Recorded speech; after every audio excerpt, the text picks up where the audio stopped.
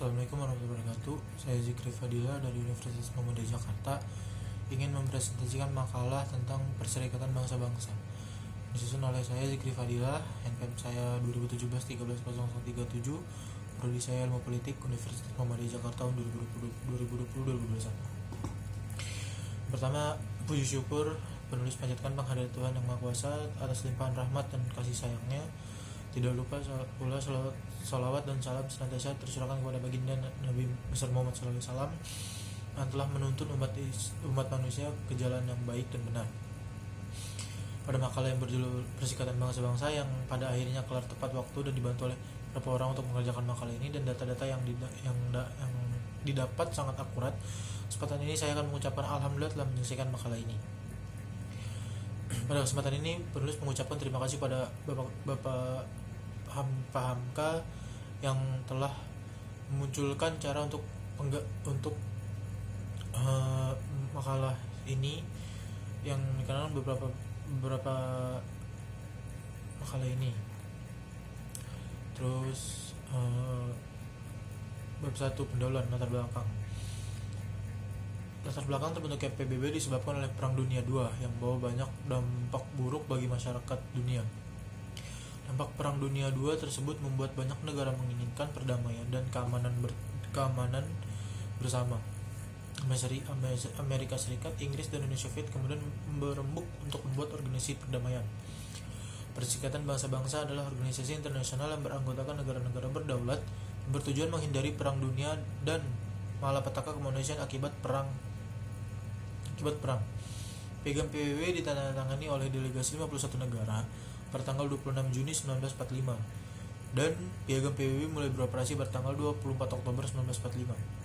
Seperti Liga Bangsa-Bangsa, tujuan utama PBB adalah menjaga perdamaian dan keamanan internasional, menyelesaikan sengketa secara damai, melakukan tindakan kolektif, mencegah ancaman terhadap perdamaian, mempromosikan kerjasama sosial ekonomi internasional dan hak asasi manusia. Keanggotaan PBB terbuka bagi negara-negara cinta damai untuk mendukung penyelesaian sengketa secara damai. Manfaatnya selain ada tujuan pembuatan menambah wawasan kita tentang organisasi internasional Perserikatan Bangsa-Bangsa dan juga belajar tentang sejarah PBB. Tujuannya dalam pembuatan makalah ini tentang PBB ini memiliki beberapa tujuan. Di antaranya adalah menyelesaikan tugas, belajar tentang PBB, mengetahui sejarah berdirinya dan tujuan PBB, mengetahui dan keanggotaan dan tugas-tugas badan PBB.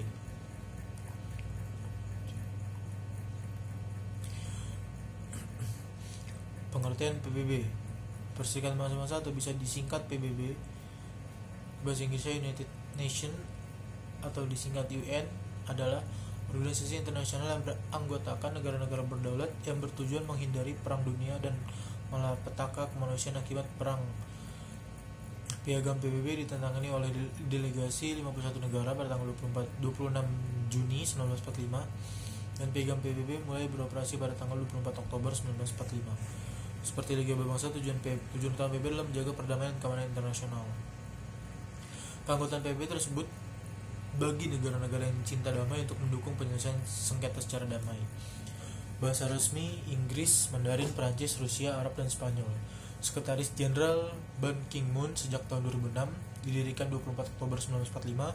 Jumlah anggota 192 anggota, markas New York City, NY atau Amerika Serikat. Sejarah PBB. Berdirinya PBB, Liga Bangsa-Bangsa dianggap gagal mencegah meletusnya Perang Dunia tahun 1939 sampai 1945.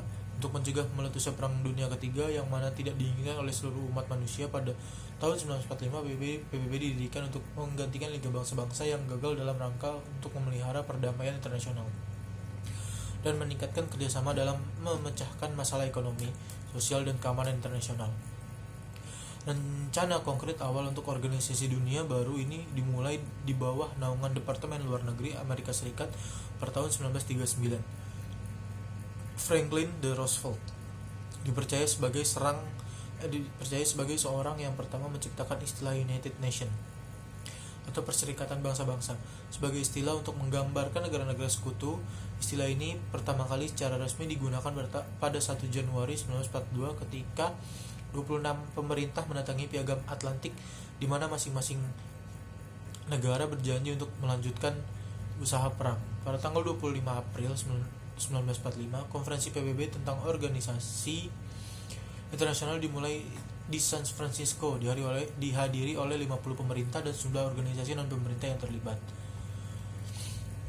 Dalam penyusunan Piagam Perserikatan Bangsa-Bangsa, PBB resmi dibentuk oleh 24 Oktober 1945 atas ratifikasi piagam oleh 5 anggota tetap Dewan Keamanan Prancis, Republik Tiongkok, Uni Soviet, Inggris, dan Amerika Serikat, dan mayoritas dari 46 anggota lainnya. Sidang umum pertama dengan 51 wakil negara dan Dewan Keamanan diadakan di Crown House, London pada 10 Januari 1946. Kantor pusat PBB saat ini dibangun di sebelah Sungai East atau East River, New York City pada tahun 1949 di atas tanah yang dibeli dari John D. Rockefeller Jr. dengan dana bersama sebanyak 8,5 juta dolar Amerika Serikat, jadi bukan milik Amerika Serikat. John D. Rockefeller pun juga diketahui merupakan anggota Freemason.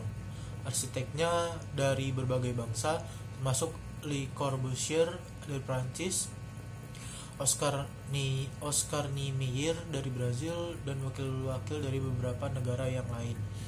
Tim ini diketuai oleh Wallace K. Harrison, pemimpin Harrison, dan Abramovich NEC. Kantornya dibuka secara resmi pada 9 Januari 1951. Lambang PBB yang menampakkan globe dengan garis lintang dan bujur membentuk 33 kolom. Tak hanya itu, di dalam logonya pun terdapat segmen coretan sebanyak 33 juga berupa tebaran ranting dan daunan akasia. Apakah hanya sekedar kebetulan? Simbol nomor 33 adalah melambangkan 33 tingkatan dalam organisasi rahasia Freemasonry, produk Yahudi. Pohon akasia mungkin bisa diartikan sebagai semak yang berakar, yang Moses atau Nabi Musa temukan di tengah padang pasir, dan merupakan kayu yang oleh Tuhan diperintahkan kepada Moses untuk gunakan sebagai bahan bahtera atau kapal, meja, dan tempat beribadah. Struktur organisasi PBB berdasarkan konferensi San Francisco menghasilkan suatu piagam yang menyebutkan organisasi PBB sebagai berikut. Pertama, Majelis Umum. Kedua, Dewan Keamanan. Ketiga, Dewan Ekonomi dan Sosial. Keempat, Dewan Perwalian. Kelima, Mahkamah Internasional. Keenam, Sekretariat.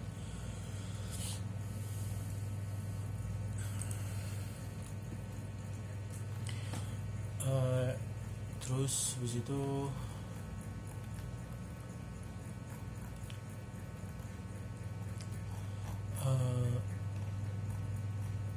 majelis yang pertama, Majelis Umum. Majelis Umum adalah majelis permusyawaratan utama untuk Perserikatan Bangsa-Bangsa, terdiri dari semua negara anggota PBB. Majelis bertemu setiap tahun di bawah pimpinan yang dipilih dari negara-negara anggota. Selama periode 2 tahun minggu awal setiap sesi, semua anggota memiliki kesempatan untuk berpidato di hadapan majelis. Biasanya Sekretaris Jenderal melakukan pidato pertama, diikuti oleh pimpinan Dewan. Sidang pertama diadakan pada tanggal 10 Januari 1946 di Westminster Central Hall di London dan dihadiri oleh 51 wakil negara. Yang kedua itu Dewan Keamanan. Dewan Keamanan PBB adalah badan terkuat di PBB. Tugasnya adalah menjaga perdamaian dan keamanan antar negara. Sedangkan badan PBB lainnya hanya dapat memberikan rekomendasi kepada para anggota. Dewan Keamanan mempunyai kekuatan untuk mengambil keputusan yang harus dilaksanakan para anggota di bawah piagam PBB.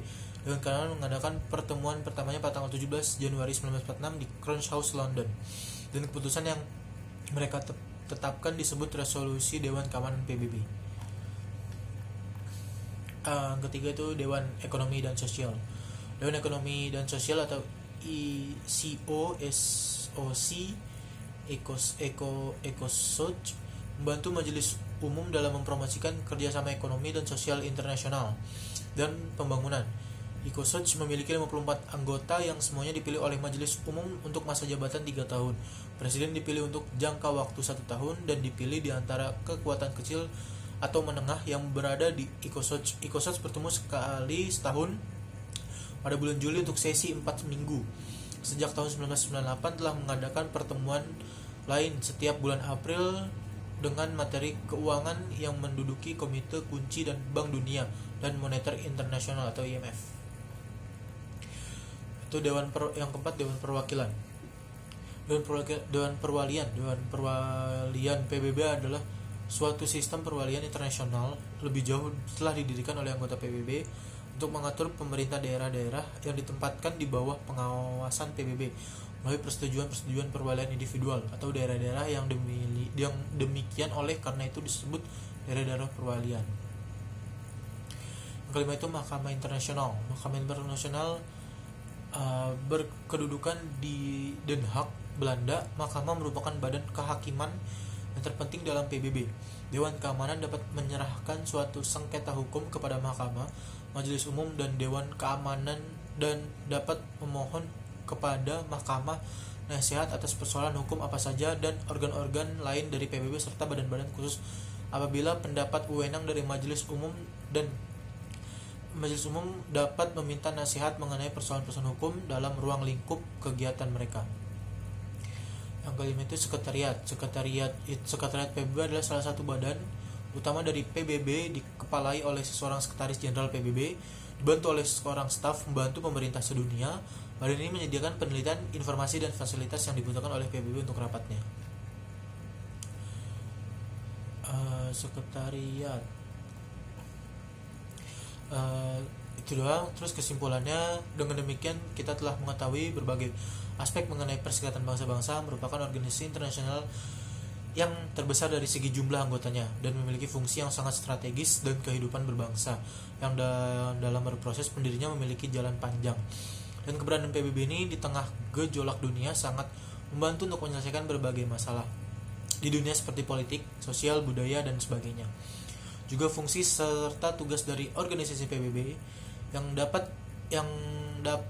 organisasi PBB dapat dengan nyata kita rasakan di seluruh dunia seperti ketika bencana gempa dan tsunami yang melanda Aceh dan Nias, dan juga proses perdamaian di berbagai belahan dunia lainnya. Tapi di sisi lain kita terdapat fakta yang mencengangkan, yaitu pengaruh Zionisme di PBB, mulai dari lambang keanggotaan dan pengambilan keputusan oleh PBB yang sangat menguntungkan negara maju untuk membebani negara-negara berkembang seperti pinjaman IMF dan sebagainya. Sarannya dalam pembuatan ini bahwa ada kesalahan suatu yang kurang, tapi penulis berharap tidak pembaca untuk memberikan saran agar kelak penulis dapat menciptakan makalah yang baik. Sekian dari saya. Wassalamualaikum warahmatullahi wabarakatuh.